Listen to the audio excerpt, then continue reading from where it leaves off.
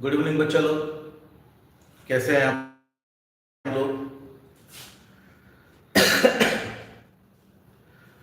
थोड़ी सी तबीयत ठीक नहीं है मेरी, कल से थोड़ी सी तबीयत खराब चल रही है बच्चा।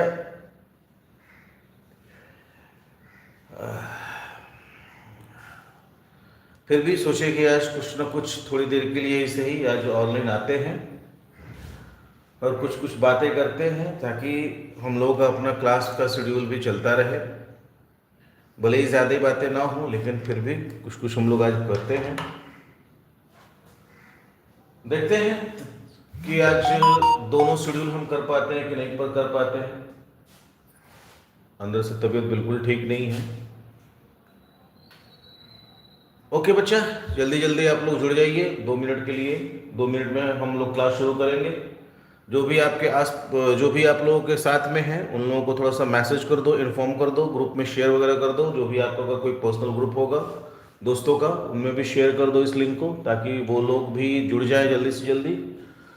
फिर शुरू करते हैं और आज का टॉपिक हम लोग रखेंगे, जैसे कई सारी चीजें अब तक हम लोग करते आ रहे हैं। आज का टॉपिक हम लोग करेंगे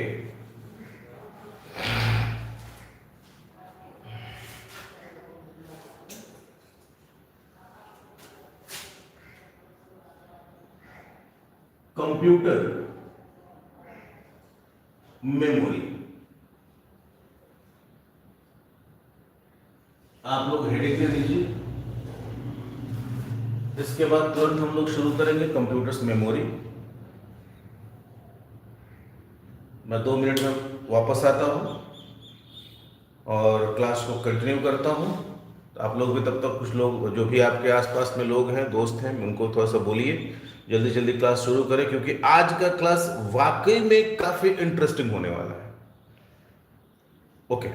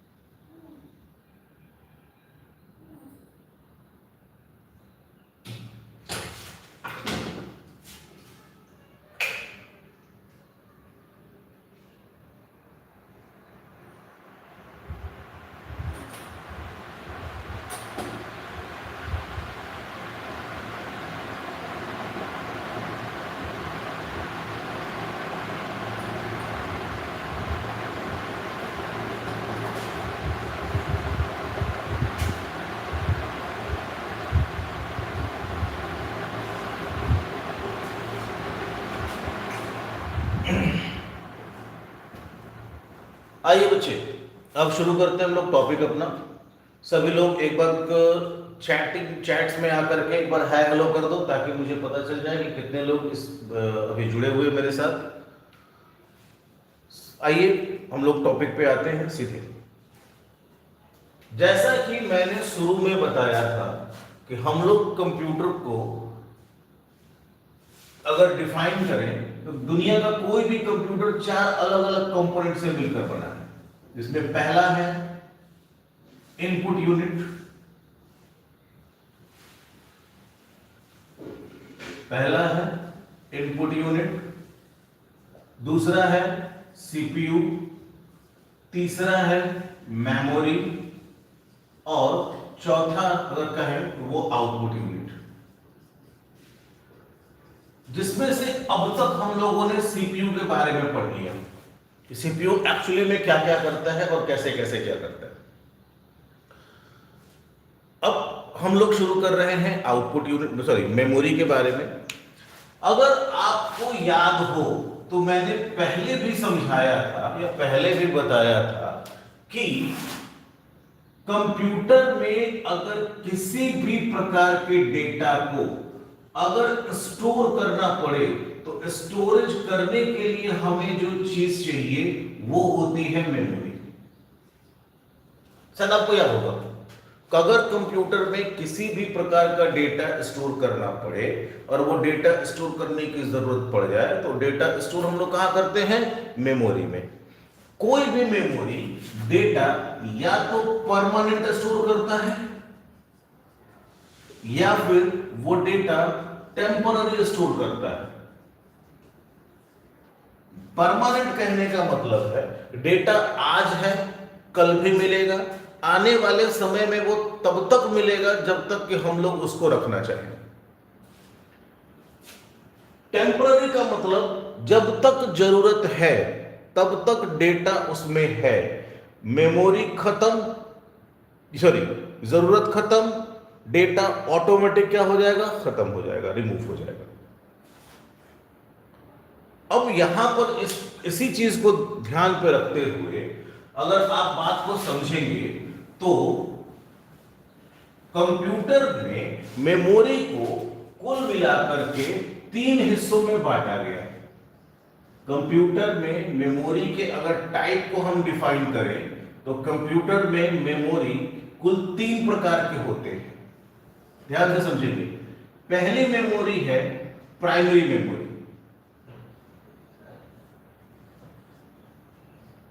दूसरा है सेकेंडरी मेमोरी और तीसरा है इंटरनल मेमोरी। कंप्यूटर के मेमोरी को कुछ इसी प्रकार से 3 हिस्सों में बांटा गया। अगर हम प्राइमरी मेमोरी की बात करें तो प्राइमरी मेमोरी के अंतर्गत 2 तरह के मेमोरीज आते हैं, एक है रैम और दूसरा है रोम। सब लोगों को शायद पता भी हो, रैम का पूरा नाम है रैंडम एक्सेस मेमोरी, रोम का पूरा नाम है read only memory. Secondary memory को भी आगे चलकर फर्दर 3 हिस्सों में बांटा गया। पहला हिस्सा था मैग्नेटिक मेमोरी, दूसरा हिस्सा ऑप्टिकल मेमोरी, तीसरा हिस्सा फ्लैश मेमोरी। और इंटरनल मेमोरी भी आगे चलकर 2 तरीके से बदला। एक हुआ कैचे मेमोरी, अब कैचे मेमोरी को कैश मेमोरी भी कहा जाता है, और दूसरा है वर्चुअल मेमोरी। कंप्यूटर में यही बेसिकली 3 प्रकार की मेमोरीज हैं। फिर से ध्यान दीजिएगा, मैं पहले भी बता दूं कि कंप्यूटर में मेमोरी 2 तरीके से डिफाइन की गई। पहला, या तो कंप्यूटर में डेटा परमानेंट स्टोर होगा उसके आधार पे, या दूसरा कंप्यूटर में डेटा टेम्पररी स्टोर होगा उसके आधार पे। परमानेंट डेटा स्टोर करने के लिए कहा गया कि भाई परमानेंट डेटा का सिंपल सा मतलब है कि डेटा आज है, कल है, लंबे समय तक रहेगा जब तक हम लोग उसको रखना चाहें। टेम्पररी का मतलब जब तक कंप्यूटर की उस डेटा की जरूरत है तब तक वो डेटा कंप्यूटर के पास है, जैसे ही उसका काम, उस डेटा का काम खत्म हो गया, कंप्यूटर ऑटोमेटिक उसको हटा देगा, रिमूव कर देगा। और उसी आधार पर पूरे मेमोरी को इसके इतनी कैटेगरीज में बांटे गए। वन बाय वन अब इन सारी चीजों को समझते हैं। मैं इसको मिटा रहा हूं, अगर जरूरत पड़े तो आप इसको जल्दी से नोट कर लेंगे।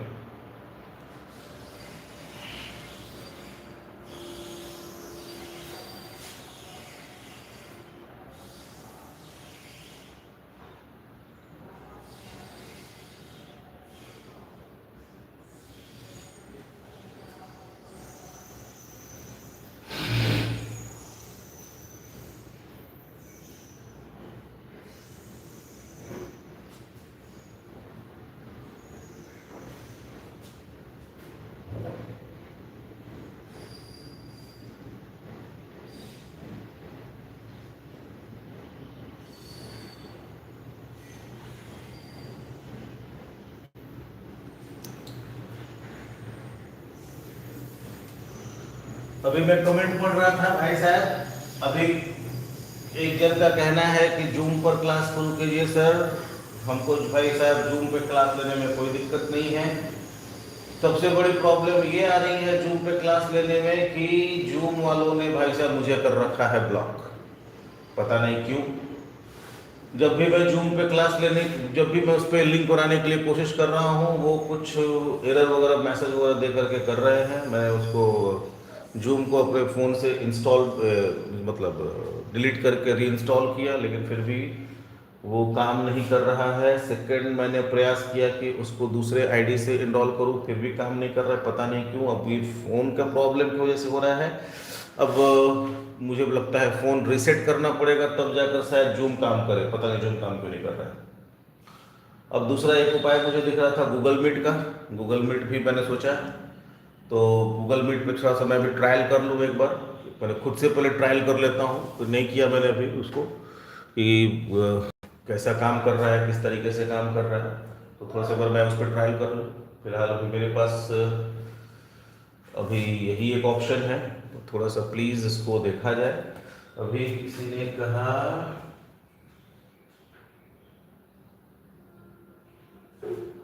हाँ मैं गूगल पे उपाय कर रहा हूँ, कोई बात नहीं, कोशिश कर रहा हूँ, थोड़ा सा और मैं ट्रायल कर लूँ, तो तक देखते हैं अभी इसी को, इसी को थोड़ा समझने का प्रयास करते हैं। अरे बाप रे बाप, गर्मी भी बहुत फर्स्ट क्लास गर्मी है, मजेदार गर्मी। एक तो तबीयत खराब, ऊपर से जबरदस्त बढ़िया फर्स्ट क्लास गर्मी, मजा आ जाता है। ध्यान देंगे बच्चे सभी लोग, एक चीज ध्यान देना बच्चे, प्राइमरी मेमोरी जब भी डेटा स्टोर करेगा, एक बात हमेशा ध्यान रखना, प्राइमरी मेमोरी में जो भी डेटा स्टोर होगा वो हमेशा टेम्पररी लेवल का होगा, मतलब अस्थायी सारा डेटा जाएगा प्राइमरी मेमोरी में। सेकेंडरी मेमोरी में जो भी डेटा जाएगा वो हमेशा होगा परमानेंट लेवल का, मतलब इसमें अभी जितना भी अस्थायी डेटा है वो सब के सब जाएगा सेकेंडरी मेमोरी में। अब जो बच गया भाई साहब ये इंटरनल मेमोरी। अगर इंटरनल मेमोरी की बात करें तो इंटरनल मेमोरी का सिंपल सा काम है कि भाई ये हेल्पिंग मेमोरी है, ये हेल्प करने के लिए तैयार किया गया है इसको। Helping memory in the simple सी बात ये है कि अगर हमारा डेटा प्राइमरी मेमोरी में है और उसको हमें शिफ्ट करना है सेकेंडरी मेमोरी में, या सेकेंडरी मेमोरी में है और उसको शिफ्ट करना है प्राइमरी मेमोरी में, तो बीच में एक हेल्पिंग मेमोरी चाहिए जो इन दोनों के बीच में तालमेल बिठा सके, जो इन दोनों के डेटा को आपस में एक दूसरे से एक्सचेंज करा सके। आइए हम लोग थोड़ा सा इसको और डिटेल में समझते हैं। सबसे पहले हम आपको बताएं, शुरू करें प्राइमरी मेमोरी।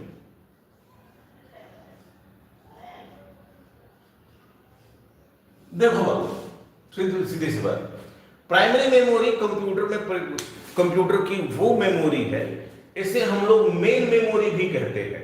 मेन मेमोरी मतलब प्राइमरी मेमोरी का दूसरा नाम है मेन मेमोरी। प्राइमरी मेमोरी यानी कि अगर सिंपल समझें तो प्राइमरी मेमोरी को हम लोग एक और नाम से जानते हैं और वो है मेन मेमोरी, पहला पॉइंट। दूसरा पॉइंट, प्राइमरी मेमोरी का काम है डेटा को टेम्पररी स्टोर करना, मतलब जब तक जरूरत है तब तक डेटा है, जरूरत खत्म डेटा खत्म। तीसरी चीज, प्राइमरी मेमोरी बना होता है सेमीकंडक्टर मटेरियल से, मतलब जिनसे बनाया जाता है वो सेमीकंडक्टर मटेरियल्स हैं, और इनमें यूज होता है ज्यादातर सिलिकॉन का और जर्मेनियम का। सिलिकॉन और जर्मेनियम का प्रयोग से हमारे प्राइमरी मेमोरीज तैयार किए जाते हैं। अगर इनमें बात करें और तो ध्यान दीजिएगा, प्राइमरी मेमोरी में खासकर दो तरह की मेमोरीज होती हैं। जैसे मैंने पहले कहा था, प्राइमरी मेमोरी में दो तरह की मेमोरीज है, एक है रैम और दूसरा मेमोरी है रोम। अब रैम का काम क्या है? असली बात अब हमको यहां समझनी है कि एक्चुअली में रैम का काम क्या है। जैसे सिंपल सी बात समझो बाबू, आपके पास भी फोन है, मेरे पास भी फोन है। अगर आपके पास जो फोन है, मैं सिंपल सी बात कहूं, और उसमें आपको मेमोरी दिख पूछा जाए कि भाई आपके फोन में कितनी रैम है, तो फोन में भी रैम होता है। तो आप सपोज कहें कि सर मेरे फोन में है 8 GB रैम, मुझसे पूछिएगा मैंने कहूंगा 6 GB रैम, तो आप कहेंगे सर मेरे पास का रैम आपके पास के रैम से ज्यादा है, मतलब मेरे फोन आपके फोन से ज्यादा बढ़िया है। क्यों बढ़िया है?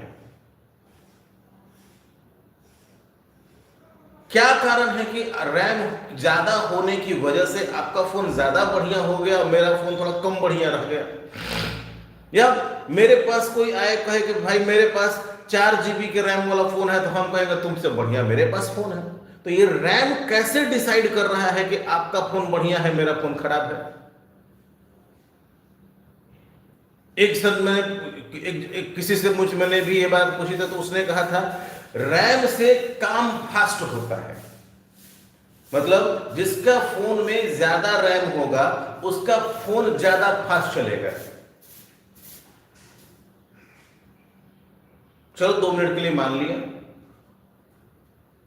भाई आपका फोन ज्यादा फास्ट चलेगा, तो कितना फास्ट चलेगा? कि 3 घंटा का फिल्म 2 घंटा में दिखा देगा? नहीं, क्योंकि वो काम प्रोसेसिंग का है, और प्रोसेसिंग जितना है उतना ही समय लेगा। बात को ध्यान से समझना है। मैं जो बता रहा हूं तो रैम, अब जो बात बता रहा हूं उसको ध्यान से समझिएगा कि क्यों रैम वास्तव में जरूरी है और एक्चुअली रैम का काम क्या है। ध्यान से समझना।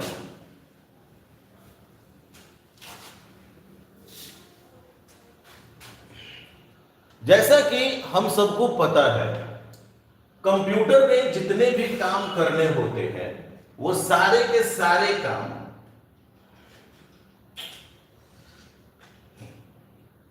कंप्यूटर में जितने भी काम करने होते हैं वो सारे के सारे काम करता कौन है? सीपीयू। मतलब आपको भी पता है कि सीपीयू कहेगा जोड़ो तो जुड़ेगा, सीपीयू कहेगा घटाओ तो घटेगा, सीपीयू कहेगा फाइल बनाओ तो फाइल बनेगा, सीपीयू कहेगा फाइल बंद करो तो फाइल बंद होगा। मतलब जितने भी कंप्यूटर के काम हैं वो सबके सब करने की पूरी रिस्पांसिबिलिटी किसकी है भाई? सीपीयू की। अब सीपीयू ने कोई भी काम किया तो उसके लिए उसको मेमोरी चाहिए होगी।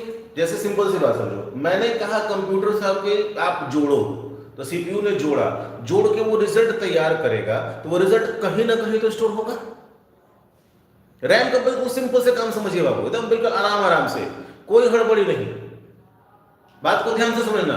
सीपीयू ने कोई भी काम किया तो उस काम को करने के लिए उसे कुछ ना कुछ मेमोरी की जरूरत पड़ेगी। सीपीयू ने रिजल्ट तैयार किया, वो रिजल्ट कहीं ना कहीं तो स्टोर होगा। सीपीयू ने कहीं ना कहीं जाकर उस डेटा को सेव करना पड़ना होगा। तो सीपीयू कोई भी काम करेगा और उसके लिए मेमोरी की जरूरत पड़ेगी, तो वो मेमोरी प्रोवाइड करके कौन देगा भाई साहब?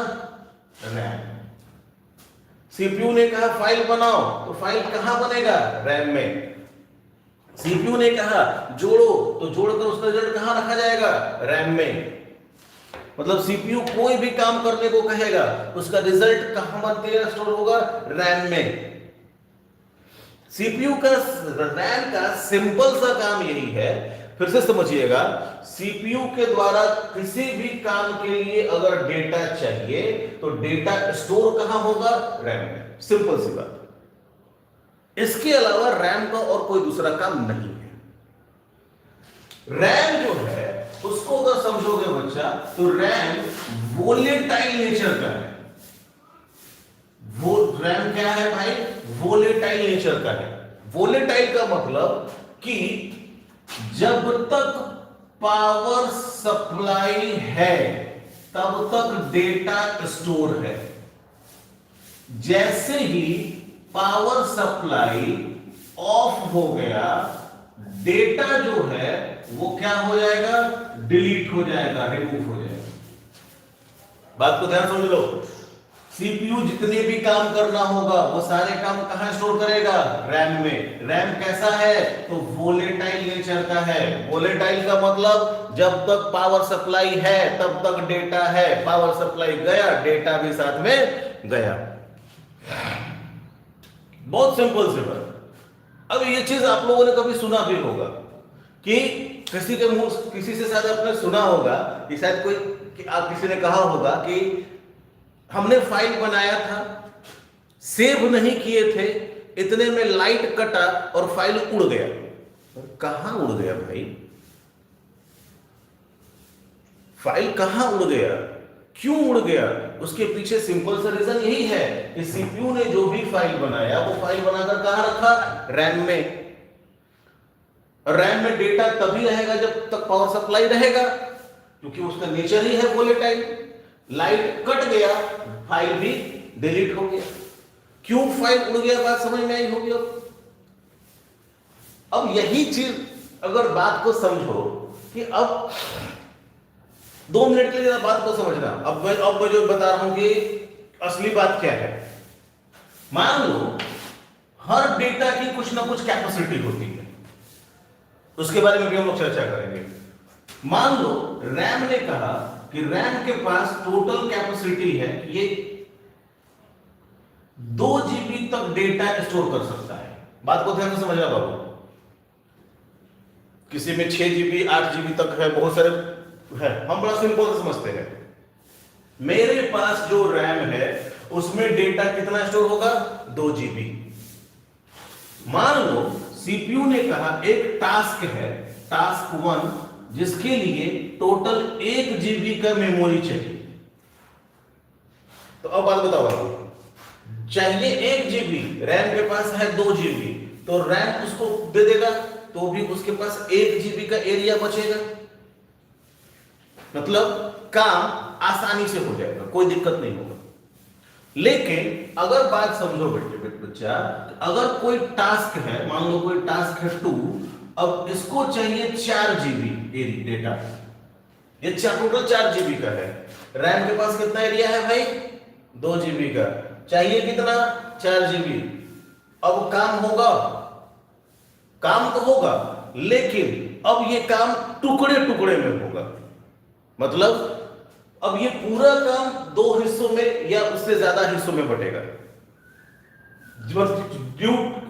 According to capacity of RAM. अब टास्क 2 सपोज 2 हिस्सों में बटा, पहले एक हिस्सा हुआ फिर दूसरा हिस्सा हुआ। मतलब एक काम को करने में कितनी बार प्रोसेसिंग करनी पड़ी, 2 बार प्रोसेसिंग करनी पड़ी। इसमें कितनी बार प्रोसेसिंग करनी पड़ी थी, क्योंकि टास्क 1 1 ही जीबी का था और ये 2 जीबी का था, तो ये एक ही बार में हो गया। और इसको कितनी बार में करना पड़ा, 2 बार में।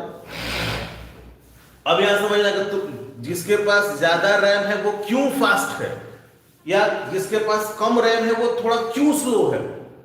क्योंकि जिस काम को करने के लिए रैम ज्यादा है तो ये पूरा काम एक बार में हो गया, यहां पर रैम कम पड़ गया तो उस पूरे काम को 2 बार या मल्टीपल टाइम्स में करना पड़ा।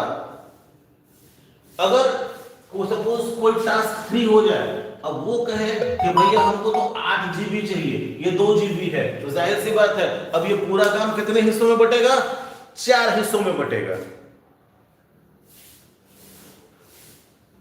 According to capacity of RAM. अब ये पूरा काम 4 हिस्सों में बटेगा। अब यानी कि सेम, अब एक काम 4 बार में होगा, एक ही काम 4 बार में जब तक कंप्लीट होगा, मतलब 4 से साइकिल्स लगेंगे। अब शायद कुछ कुछ समझ में आ रहा होगा क्यों फास्ट है।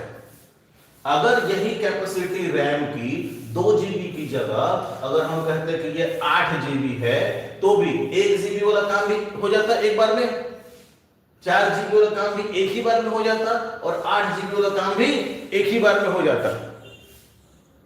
लेकिन चूंकि इसकी रैम की कैपेसिटी कम है, तो यही अब ये जो काम है जो एक बार में हो सकता था वो टुकड़े टुकड़े में हो रहा है। होप सो अब आप समझ रहे होंगे कि क्यों रैम का जो साइज है वो प्रोसेस को फास्ट और स्लो के लिए डिपेंड करता है। अब आइए पूरी चीज को एक बार फिर से रिपीट करते हैं, अभी ये टॉपिक खत्म नहीं हुआ है, इस पूरी बात को एक बार फिर से समझते हैं। ध्यान देंगे बच्चे, जैसा कि मैंने थोड़ी देर पहले कहा था या अभी भी मैं कह रहा हूं, कंप्यूटर में जितने भी काम हैं वो सारे के सारे काम कौन करता है? सीपीयू। सीपीयू को अगर किसी भी काम में मेमोरी चाहिए तो वो मेमोरी प्रोवाइड कौन करेगा? रैम। रैम चूंकि वोलेटाइल नेचर का है तो जब तक पावर सप्लाई है तब तक डेटा है, पावर सप्लाई गया तो डेटा भी गया।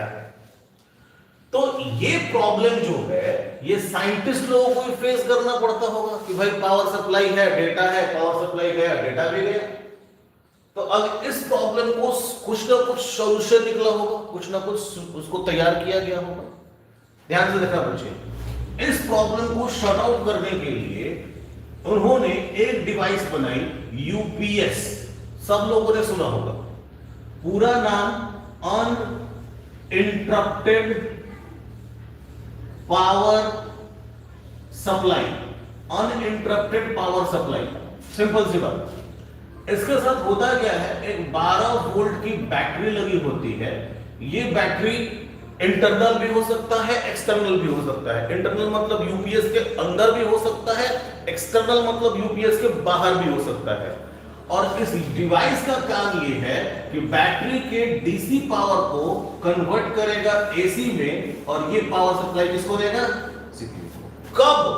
जब लाइट कटेगा तब, ताकि लाइट कटने के बाद एक्चुअली इतना समय मिल जाए कि रैम में रखा हुआ डेटा हम लोग प्रॉपर जगह पर सेव कर सके, ताकि डेटा हमारा लॉस ना हो। इस बात को ध्यान से रखना बच्चे। अब जो बात बता रहा हूं मैं, इसको जरा साफ कर रहा हूं स्क्रीन को। होप सो आपको ये बात थोड़ी समझ में भी आ रही होगी।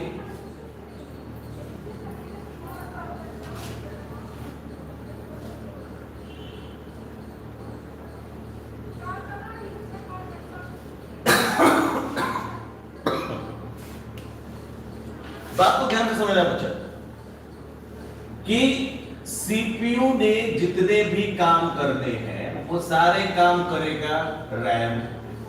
रैम चूंकि वोलेटाइल नेचर का है तो इससे बचने के लिए डिवाइस यूज किया गया यूपीएस। यूपीएस ने पावर सप्लाई दिया सीपीयू को, ताकि लाइट कटने के बाद डेटा हमारा प्रॉपर्ली सेव किया जा सके, इतना टाइम हो। अब मुझे एक बात बताइएगा सभी लोग, और इस बात को जरा ध्यान से समझिएगा। लाइट कटा,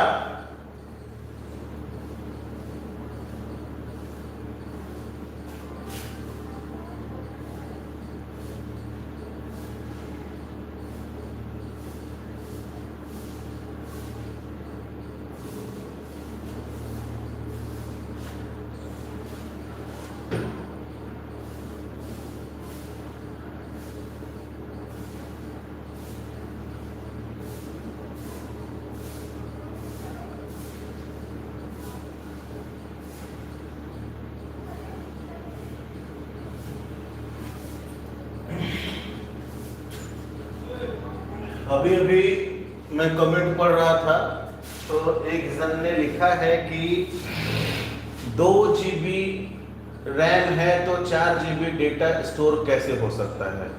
सही सी बात है, नहीं होगा। तो जैसा कि आपको याद हो, मैंने थोड़ी देर पहले कहा था कि पूरा डेटा एक बार में नहीं होगा, क्योंकि ये परमानेंट नहीं है, टेम्पररी मेमोरी है। तो इसका मेन काम यही होता है कि काम करो, डेटा खत्म करो, आगे बढ़ो। तो पूरा का पूरा डेटा एक बार में नहीं जाएगा, ये 2 शिफ्ट में होगा, और काम खत्म हो जाएगा तो डेटा ऑटोमेटिक खत्म भी हो जाएगा, क्योंकि ये टेम्पररी है। बात को ध्यान से समझना बच्चे। मैं एक बार फिर से रिपीट कर दूं इस बात को। ये शायद इनका नाम है आदर्श। प्लीज इस बात को ध्यान से समझिएगा। आपने सवाल बहुत जेन्युइन उठाया है, लेकिन इस बात का जवाब मैंने थोड़ी देर पहले दिया भी था। एक बार फिर से समझना बाबू। ठीक है, रैम के पास 2 जीबी है।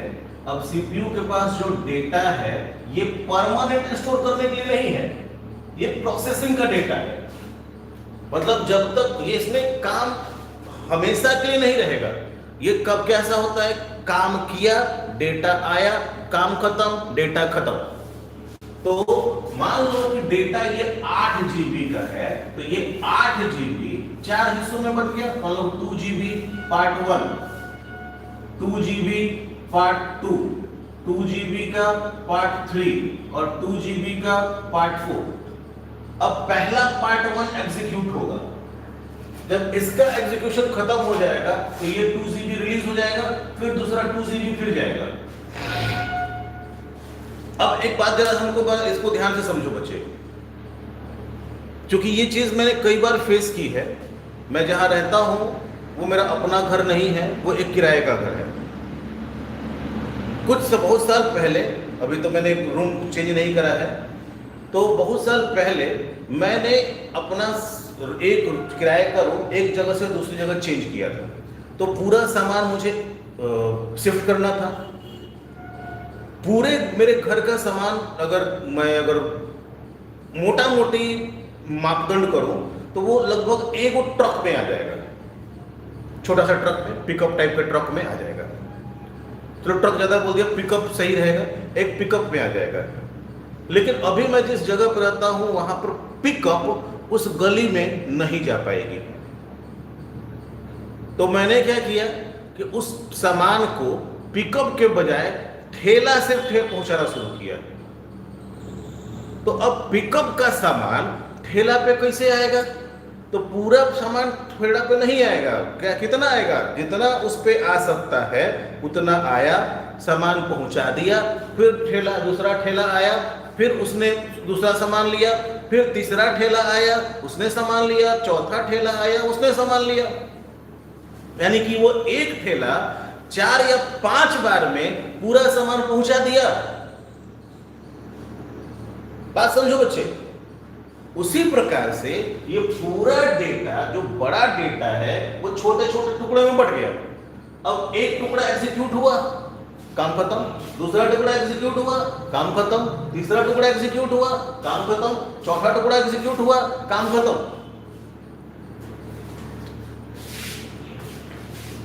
अब इस तरीके से टुकड़े टुकड़े में पूरा टास्क एग्जीक्यूट होगा।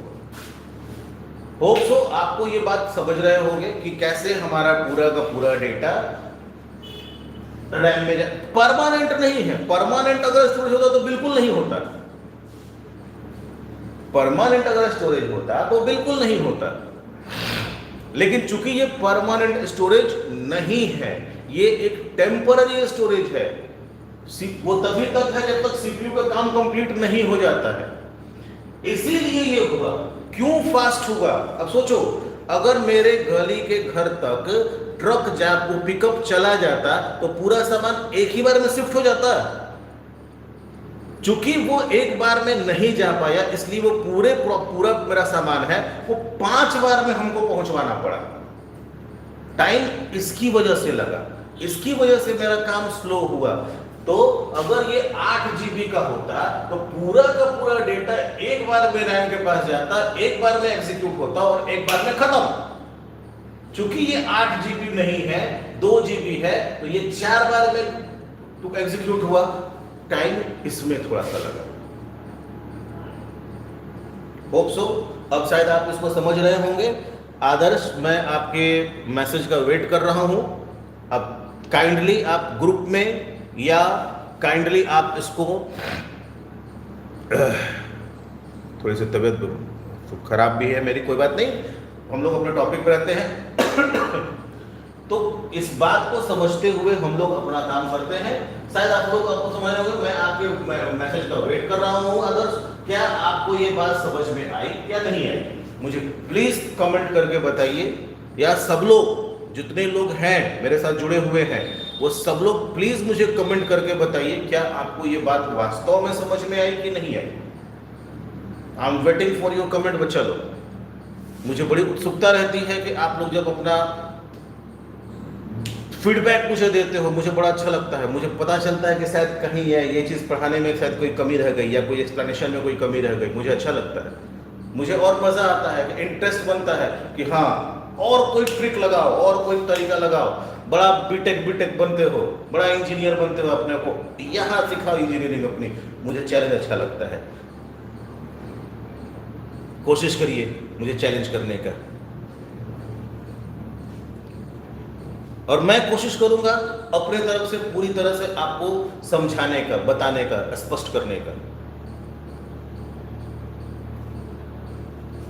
आइए बच्चे आगे बढ़ते हैं। तो बात को ध्यान से समझना।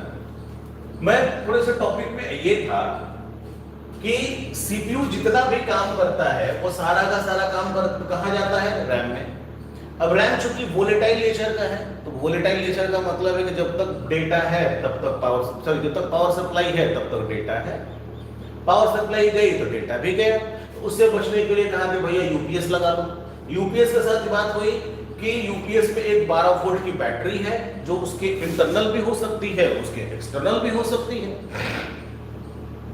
तो डेटा जो है वो लाइट कटने के बाद यूपीएस का क्या काम करे कि भाई बैटरी में जो डीसी सप्लाई है उसको एसी सप्लाई में कन्वर्ट करो, और कन्वर्ट करके सीपीयू को दे दो, ताकि सीपीयू को इतना समय मिल जाए या उतना पावर सप्लाई मिल जाए, उतने में डेटा आपका सेव हो जाए।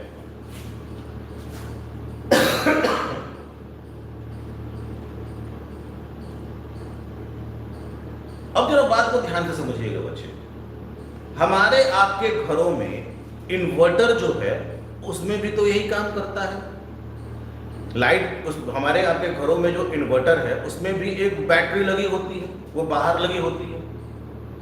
उसमें भी काम यही है कि लाइट कटने के बाद हमारा इन्वर्टर बैटरी के डीसी पावर सप्लाई को एसी में कन्वर्ट करता है और हमारे घर को सप्लाई देता है। तो जरा अब जो बता उसको ध्यान से समझना।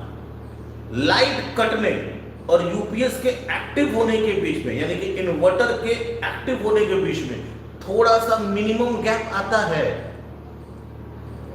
लिटिल बिट, थोड़ी देर के लिए एक छोटा सा गैप आता है। थोड़ी देर के लिए ही सही, हमारे घर का बल्ब जो है वो बुझेगा जरूर। लाइट थोड़ी देर के लिए टर्न आउट जरूर होगा।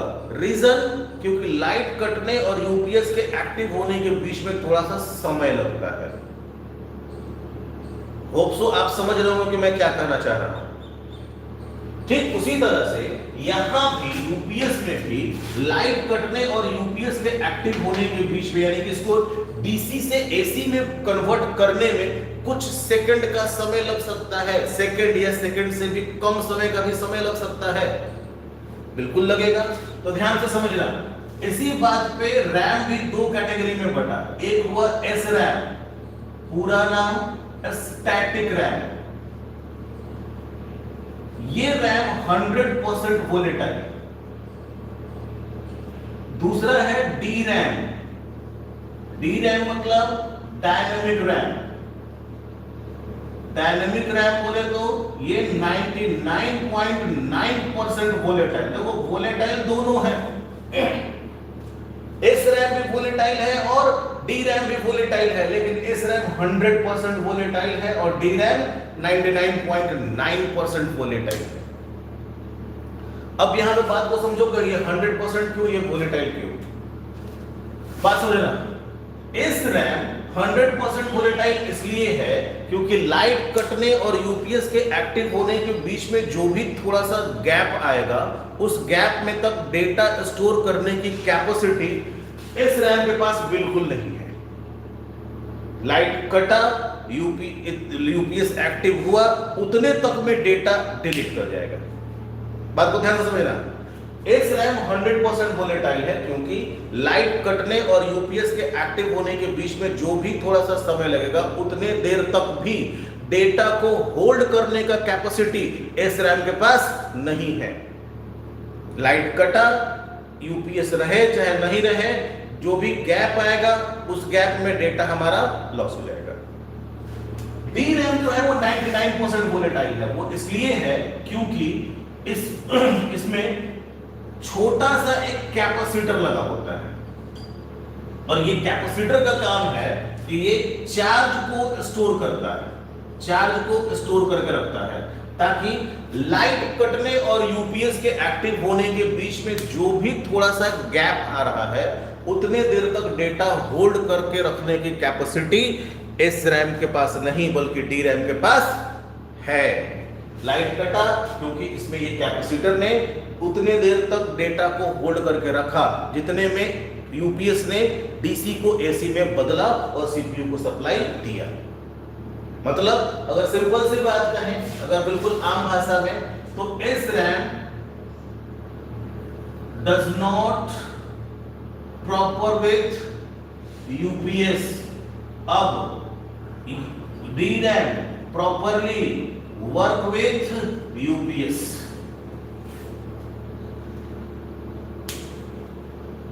दोनों स्थिति है भाई साहब। तो अब आप बताइए इसको क्या किया जाए।